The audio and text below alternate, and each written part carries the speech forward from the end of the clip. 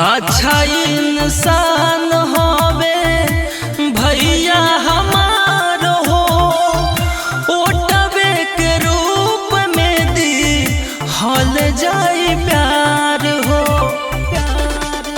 हमर विनती बस सबका से घूमी घूमी ओट मांगिले, तोहरे भरोसे लड़ल माने अब के चुनौआ। इनके जितावो स्वर्ग जैसे बहन अपन गौआ, विजय बनावो स्वर्ग जैसे बहन अपन गौआ। 5 सालों के बाद समय ने फिर अपना रुख बदला है। अपने अधिकारों के डोर को थामना है।